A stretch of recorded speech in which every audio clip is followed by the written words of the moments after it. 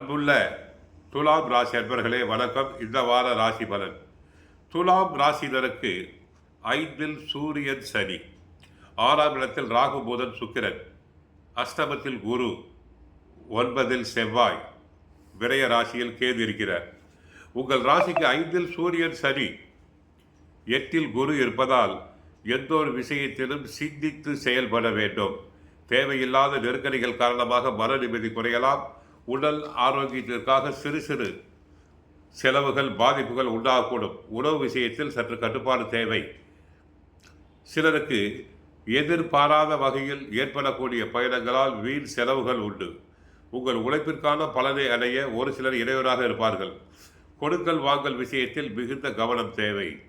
கடன் வாங்கவும் கூடாது, கடன் கொடுக்கக்கூடாது, பிறர் விஷயத்தில் தலையிடக்கூடாது.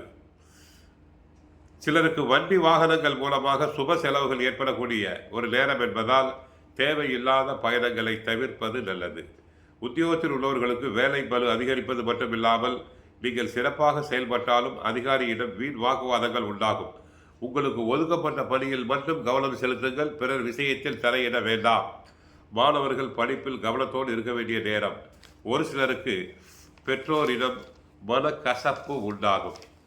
மாணவர்கள் பெற்றோர் சொற்பொழி கேட்க வேண்டும், ஆசிரியர் சொற்பொழி கேட்க வேண்டும். அதிர்ஷ்டங்களை தரும் வலிமையான ராகு பகவான் 6ல் இருக்கிறார். ராசிநாதன் சுக்கிரன் பலமாக இருக்கிறார். ஆரோக்கியம் நன்றாக இருக்கும். வெளிநாட்டு வேலை வாய்ப்பு சிலருக்கு கிடைக்கலாம். வெளிநாட்டு நிறுவனங்களிலிருந்து தங்களுக்கு அழைப்புகள் வரலாம். விரயத்தில் கேது இருப்பதால் தெய்வ தரிசனம் உண்டு. பெரியோர்களின் ஆசிகளை பெறுவீர். 2ஆம் இடத்திற்கு குரு பகவான் பார்வை கிடைப்பதால் அந்த இடத்துக்குரிய வருமானம். மற்றபடி பல கிரகங்கள் உங்களுக்கு சில சமயங்களில் அனுகூலமாக இல்லை. எச்சரிக்கை தேவை. 5ல் சனி சூரியன் நிலை கொண்டிருப்பதால் பிள்ளைகள் விஷயத்தில் கவனமாக இருங்கள்.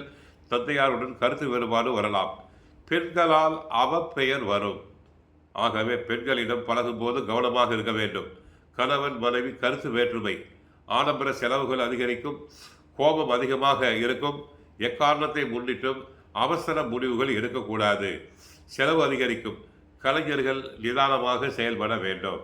ஆக இன்னும் சில நாட்களுக்கு துலாம் ராசியினர் பொறுமையாக இருக்க வேண்டும். முன்னேற்றம் அடையலாம். சனி பெயர்ச்சி மார்ச் 29ஆம் தேதி. அதன் பிறகு நன்மைகள் அதிகரிக்கும். ஆக கோயிலுக்கு சென்றால் மகாலட்சுமி தாயாரை வழிபடுங்கள். மாதா ஸ்ரீ புவனேஸ்வரி அம்மனை வழிபடுங்கள். வாழ்க வளமுடன், மங்களம் உண்டாகட்டும்.